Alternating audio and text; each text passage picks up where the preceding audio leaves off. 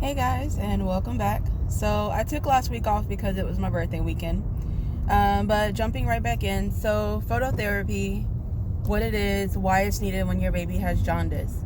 So when your baby has jaundice, like we talked about before, basically the liver is having a hard time getting rid of that toxin that's called bilirubin. So phototherapy is an ultraviolet light that's placed over the baby, and we expose as much of the baby's skin as possible. We keep the diaper on because we want to cover the genitals, but everything else should be exposed. Now, if your baby is on phototherapy, they will cover their eyes. So there's different forms of eye covers out there, but we want to protect the eyes because, like I said, phototherapy is an ultraviolet light just like the sun.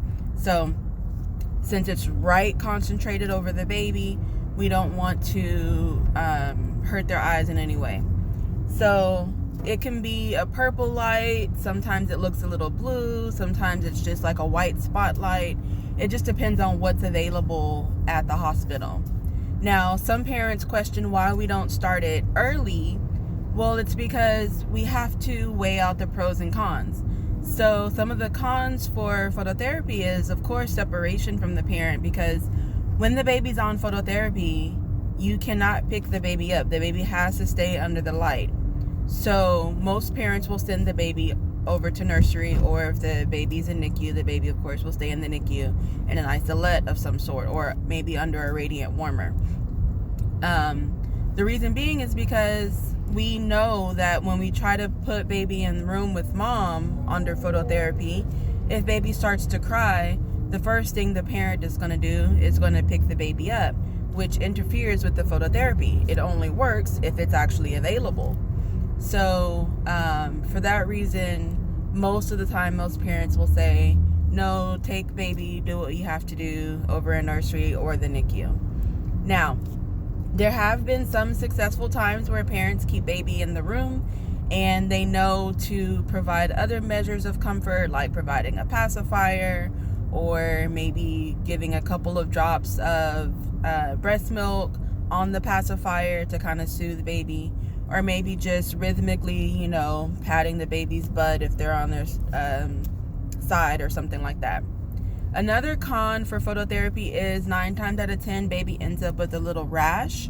It kind of just looks like little red bumps all over the baby wherever the light was directed at. It's not that the baby got burned. It's not that it's an irritating rash. It's just a rash that tends to happen because they are exposed to a very concentrated form of a UV light. So those are some of the cons. Now, as far as the pros, obviously it's helping baby to get rid of that toxin in their system. It will help baby to feed better because they tend to get more hungry. It's kind of like when you're out on the beach all day or you're out swimming all day at the pool. When you get out, you're pretty much like starving, you feel like. So that's going to further help get rid of the toxin because, like I said, it comes out through the pee and poop. So obviously, the more you eat, the more you're going to pee and poop. Now, one thing that we will try to take into consideration is, will this affect the length of the hospital stay? So most hospitals will keep baby as a patient for at least 24 hours, some 48 hours, some 72 hours.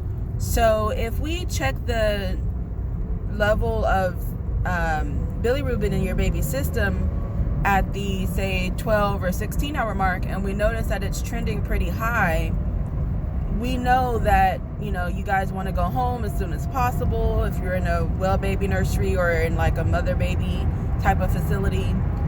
So we'll try to work the phototherapy into that time that you would have been in the hospital anyway. Unfortunately, sometimes it does happen to where it will cause an extended stay, and in that case we try to work with hospital administration to keep mom in the hospital as well as a patient, as long as baby's a patient. Sometimes it works out and sometimes it doesn't. So just know that nothing is meant to be done in a way that will rack up a higher hospital bill.